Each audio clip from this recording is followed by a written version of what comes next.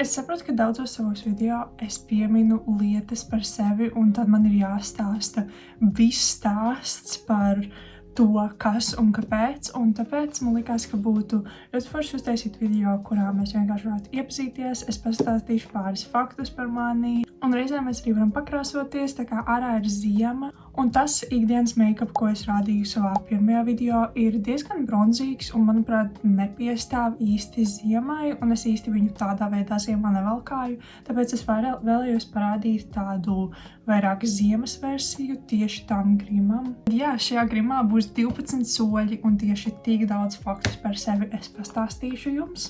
Es speciāli paliku savā pidžamā, lai šim video būtu nedaudz mājīgāka noskaņa, un šeit ir mana rīta kafija. Es ātri sagatavošu ādu kosmētikas uzklāšanai ar šo toneri, un tikmēr es pastāstīšu parastos faktus par sevi, kas varbūt nav tik interesanti, bet, manuprāt, sākumam ir vajadzīgi. Tātad, jā, man ir 2 vārdi – Estere un Paula. Visbiežāk mani sauc vārdā Estere, tā mani sauc mājās, un tā mani sauc skolā, bet ir bijuši darbi vai ir bijuši kaut kādi skolotāji, kas mani sauc par Paulu. Kaut kādiem iemeslu dēļ skolotājiem ļoti patīk vārds Paula.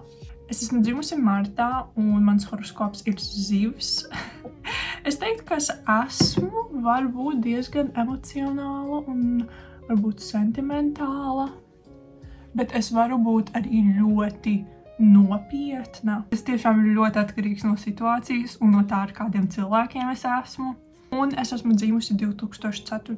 gadā, kas nozīmē, ka mani ir pašlaik 21, bet ir janvāris, kas nozīmē, ka pēc 2 mēnešiem man paliks 22.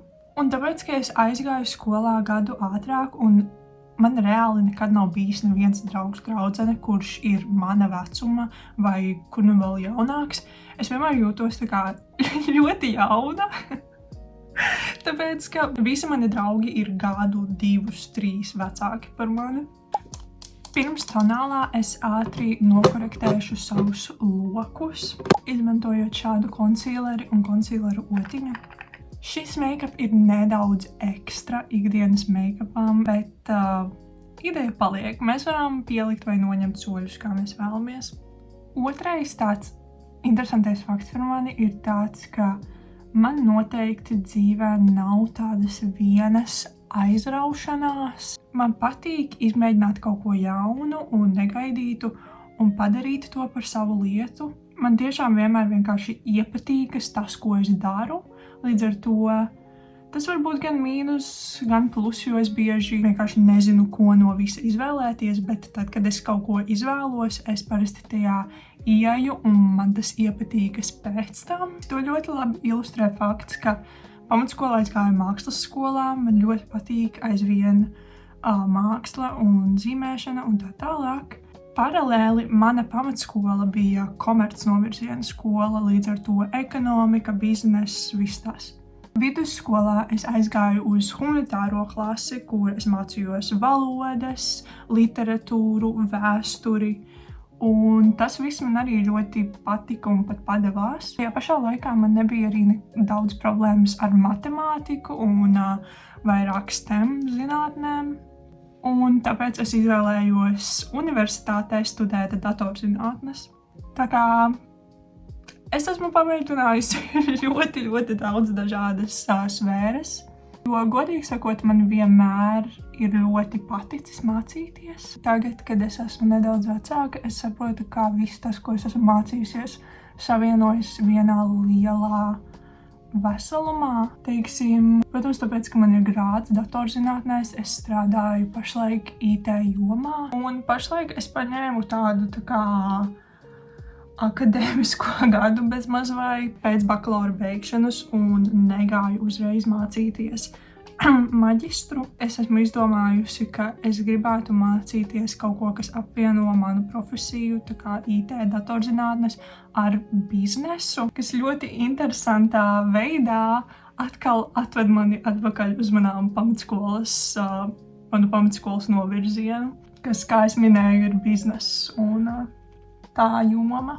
Tā kā pilnīgi viss, ko tu iemācies savā dzīvē, var tev noderēt pat ja tu pašlaik īsti nesaproti kā. Starp citu, man pēdējā laikā ļoti patīk paņemt šo tumšāko krāsu, kas nedaudz vairāk piestāv manam ādas tonim, un ar viņu aiztušēt degunu, tikai tāpēc, ka ar šo otiņu ir daudz vieglāk tikt iekšā šajā vietā, un viņi izskatīsies daudz labāk. Ziniet, šī ir tāda vieta, kur, ja tu uzliec daudz tonālo, tad viņi var izskatīties ļoti tāda smagnēja.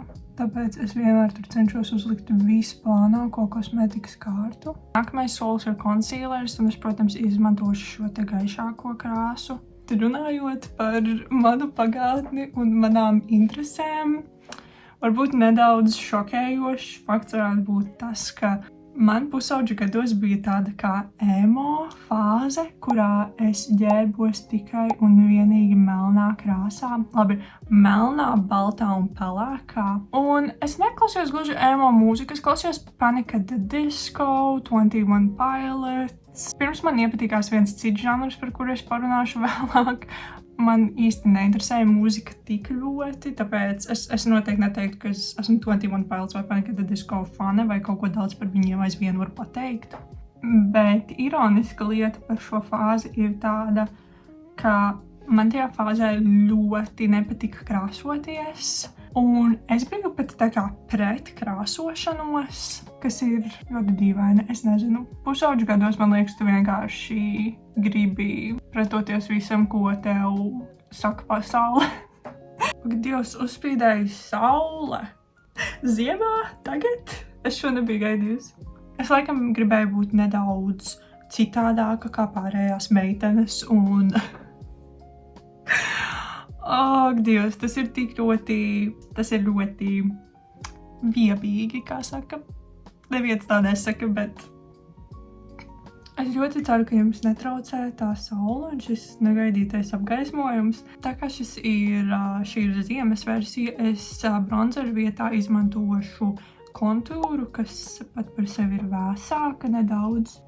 Slikšņi pat taisnu uz ādas šeit. Tā kā šeit ir mans dabīgais vaigu hals.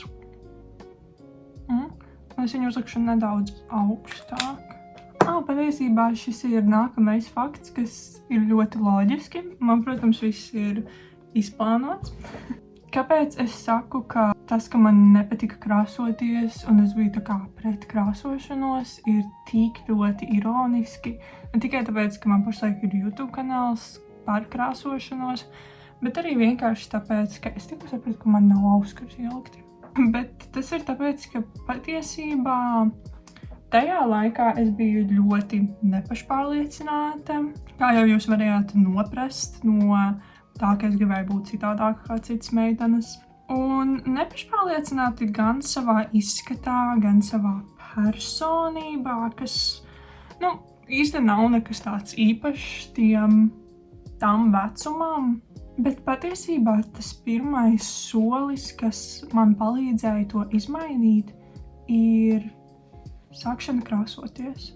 Tagad es sāku to darīt, es sapratu to, ka man tas ļoti patīk. Un man patīk viss, kas ir saistīts ar skaistumu.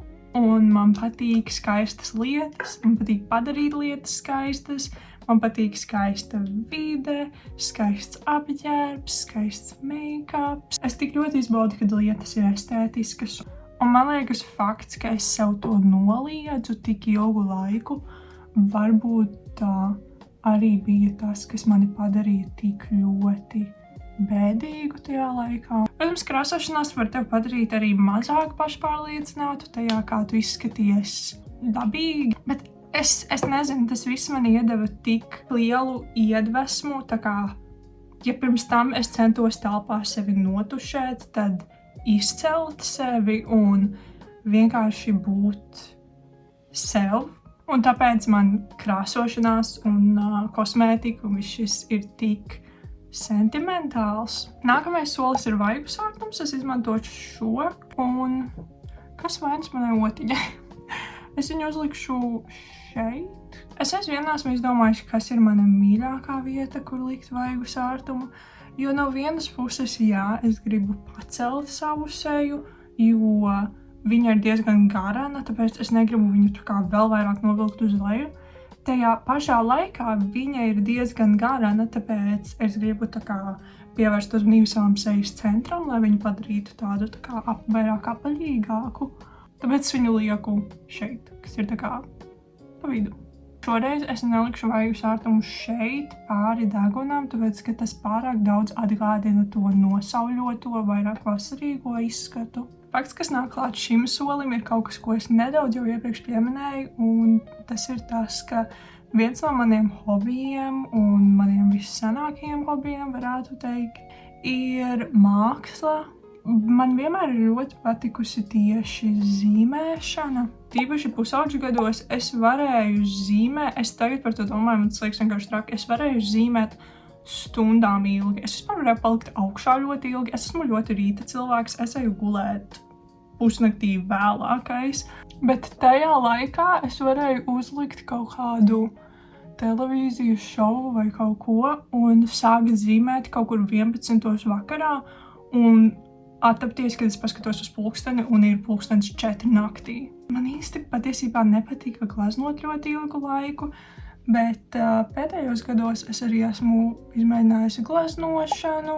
Man bija liela žurnālēšanas fāze. Man ir bijis tā sauktais bullet journal, kas ir tā kā plānotājs, ko tu zīmē pats, kopš 7. klases, kas izskatās apmēram šādi.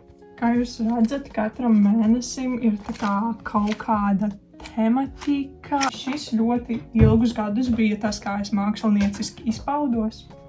Tā, es uzliku nedaudz vaigu sārtumu uz deguna gala, kas, manuprāt, dod to ziemīgo, tā kā es esmu nedaudz nosalusi izskatu.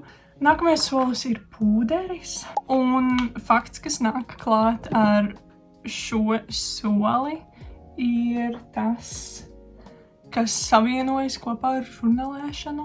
Pirms gandrīz 10 gadiem, 2016. gadā, mana draudzene man parādīja BTS mūzikas video, un līdz ar to es jau tos 10 gadus praktiski esmu bijusi K-pop fane. Lai gan pēdējā laikā es par to visu zinu daudz mazāk un interesējos daudz mazāk. Es tikko apskatījos savu Wrapped, un mana pirmā dziesma bija Chappelle Roan dziesma, bet otrā dziesma bija Cat's Eye Gnarly, kurā man nosaukuma ļoti nepatika. Trešā bija Midas Touch, tad bija Extra Large no Jennie, un tad bija Twice un Megan Thee Stallion Strategy. Es ātri uztaisīšu nelielu deguna kontūras momentu, un starp citu, runājot par Twice, nākamais fakts ir tāds, ka man jūnijā ir mans pirmais K-pop koncerts, kas liekas nedaudz traki, ņemot vērā to, ka man ir tas viss paticis jau 10 gadus, bet es vienkārši nekad neesmu īsti bijis koncertu cilvēks, un es aizvien neesmu. Bet jā, man ir biļetes uz Twice koncertu Londonā. Es tur došos ar savu labāko draudzeni, un tas būs arī viņas pirmais K-pop koncerts, un mana pirmā reize Londonā, es arī nekad neesmu bijuši Londonā.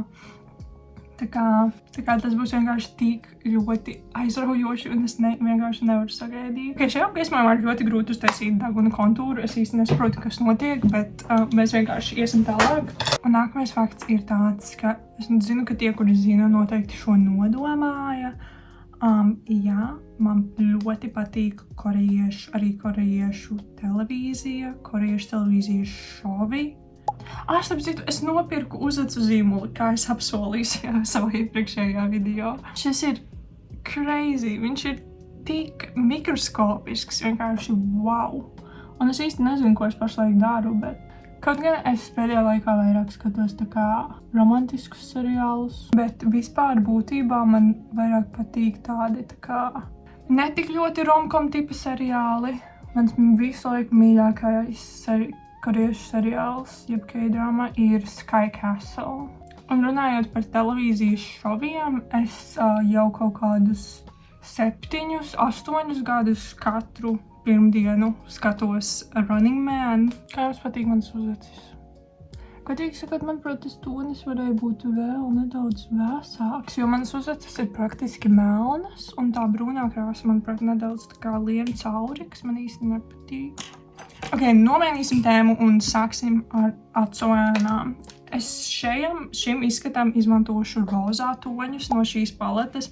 Man šī paleta vienkārši tik ļoti atgādina ziemu, un tādi vēsi rozā toņi, manuprāt, ir tik ļoti atbilstoši ziemai. Un nākamais fakts ir tāds, ka man ļoti patīk aktīvā atpūta un vispār tādas aktīvas nodarbes. Es parasti 3 reizes nedēļā eju uz sporta zāli, un pašlaik es eju uz nodarbībām, tieši uz pilatēm un uz jogu. Un pašlaik man tas ir ļoti svarīgi, jo es strādāju no mājām, un es vienkārši visu dienu sēžu tajā krēslā, un līdz ar to ir tik forši izstaipīties dienas beigās, tā kā man patiesībā galīgi nav grūti sev piespiest aiziet uz tām nodarbībām. Es arī apmēram 2 gadus nodarbojos vienkārši ar svarcelšanu sporta zālē. Un man tas nedaudz apnika tikai tāpēc, ka, kā lai to pasaka, es noteikti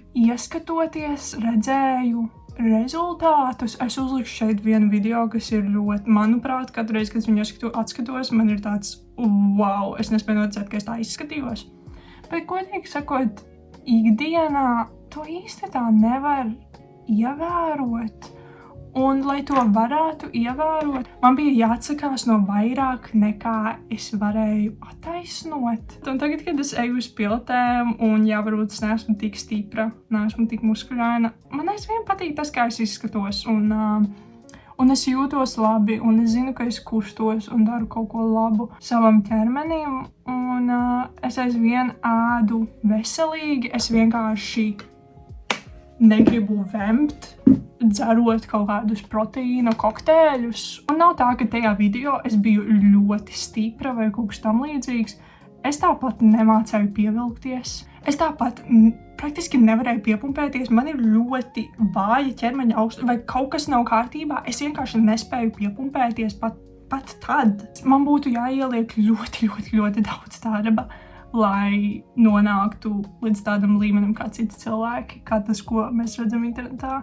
Un, manuprāt, tas vienkārši man nebija tā vērts. Un tas man noved pie tā arī, ka jā, man tagad patīk sports, man patīk aktīvā atpūta, bet man tas visu dzīvi riebās, jo es neesmu atlētiska, es neesmu sportiska vispār. Man nekas, kas ir saistīts ar sportu, nekad nepadodas.